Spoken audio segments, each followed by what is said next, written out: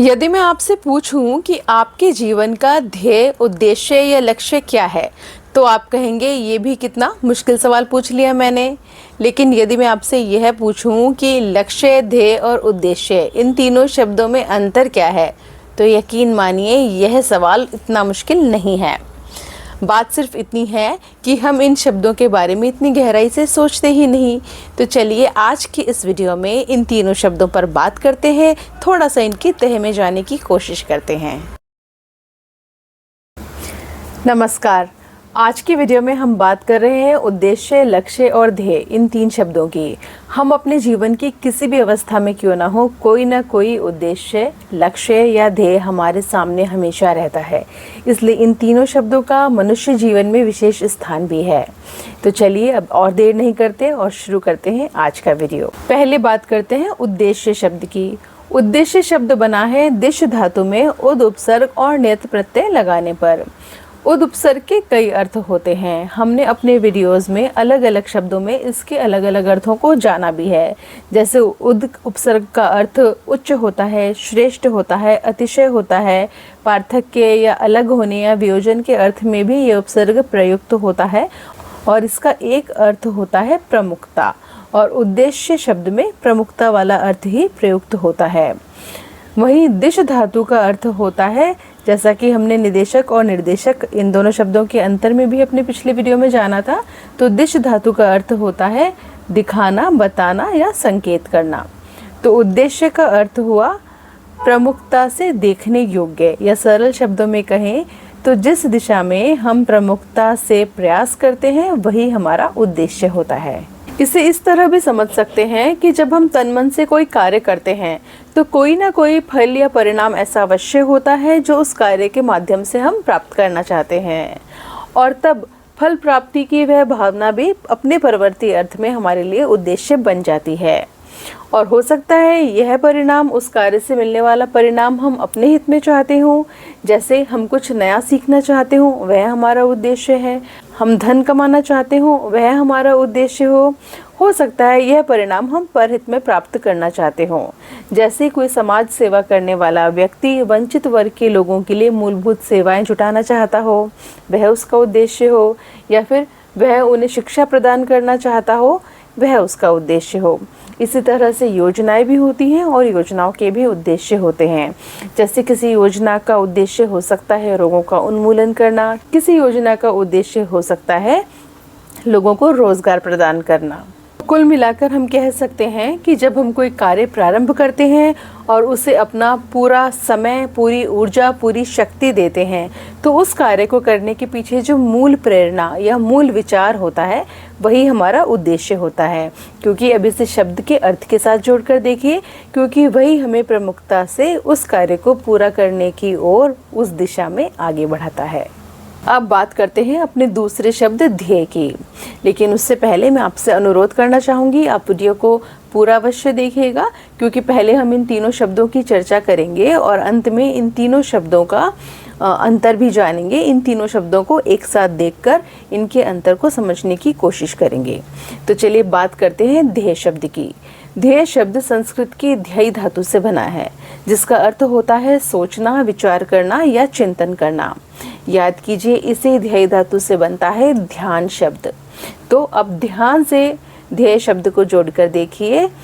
जो ध्यान योग्य हो, जिसे ध्यान में रख के प्रयत्न किए जाएं, उसे ही ध्येय कहते हैं। अब जब हम कोई कार्य करते हैं तो ध्यान रखने योग्य क्या होता है? मूल विचार, उस कार्य की प्रेरणा या स्वयं वह कार्य। और यही ध्येय शब्द उद्देश्य शब्द से अलग हो जाता है। उद्देश्य शब्द में मूल विचार या प्रेरणा प्राथमिक रहती है, जबकि ध्येय शब्द में स्वयं वह काम महत्वपूर्ण या प्राथमिक हो जाता है, जिस पर हमारा मन केंद्रित रहता है और मूल विचार गौण हो जाता है। दोनों शब्दों को एक उदाहरण से समझे तो हम कह सकते हैं कि भले ही कोई व्यक्ति धन और नाम कमाने के उद्देश्य से लेखक बन जाए, लेकिन उसका ध्येय हमेशा पाठकों का ज्ञानवर्धन ही रहना चाहिए। यहाँ देखा आपने, उद्देश्य शब्द का प्रयोग हमने जहाँ किया वहाँ मूल विचार या मूल प्रेरणा की बात थी। ध्येय में कार्य प्रधान है, जो कि इस उदाहरण में है पाठकों का ज्ञानवर्धन। अब बात करते हैं आज के तीसरे शब्द लक्ष्य की। लक्ष्य शब्द बना है लक्ष्य धातु में ण्यत प्रत्यय लगाने से। लक्ष्य का अर्थ होता है देखना या चिन्हित करना, तो लक्ष्य का अर्थ हुआ जो देखने या चिन्हित करने योग्य हो। अच्छा, संज्ञा के रूप में लक्ष्य शब्द का मूल अर्थ होता है जिस पर कोई निशान या चिन्ह हो, और इसी से इसका परवर्ती अर्थ निकलता है जिस पर दृष्टि जमे, जिस पर नज़र टिके, क्योंकि उसी चीज़ पर निशान या चिन्ह लगाया जाता है जिसकी ओर ध्यान खींचना होता है, जिस पर किसी की नज़र ठहरानी होती है।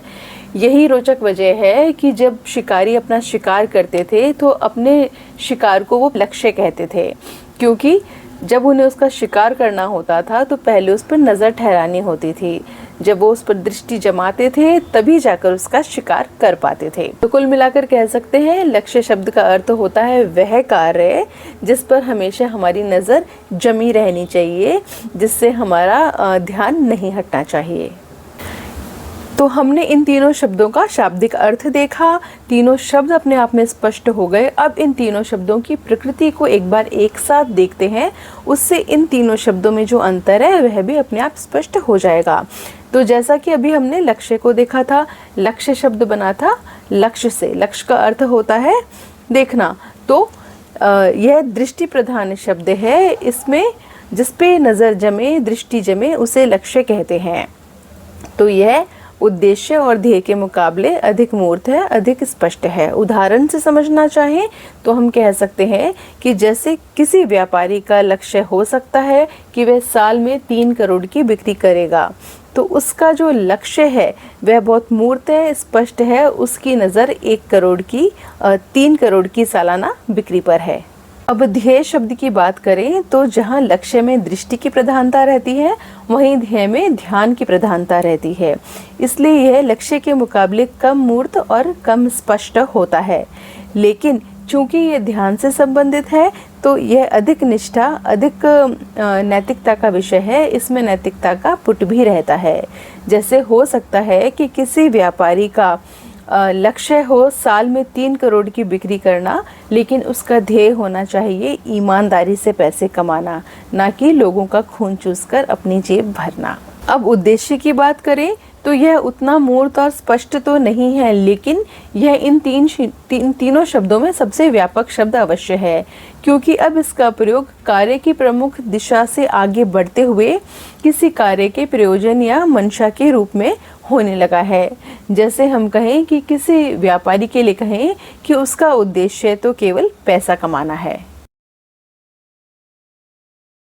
तो कुल मिलाकर हम कह सकते हैं कि ये तीनों ही शब्द मनोरथ प्राप्ति के लिए किए गए प्रयासों को दर्शाते हैं, उनसे संबंधित हैं, लेकिन फिर भी इनके प्रयोग को लेकर कुछ भाव में अंतर अवश्य होता है।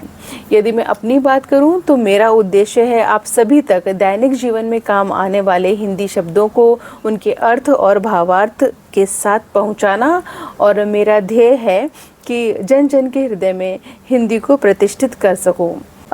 सब्सक्राइबर्स के रूप में मेरा लक्ष्य क्या है इस साल का, यह मैंने तय नहीं किया है, ये आप तय करेंगे। आपने इस साल के अंत तक कितने सब्सक्राइबर्स का लक्ष्य इस चैनल के लिए तय किया है वह कमेंट बॉक्स में लिखिए।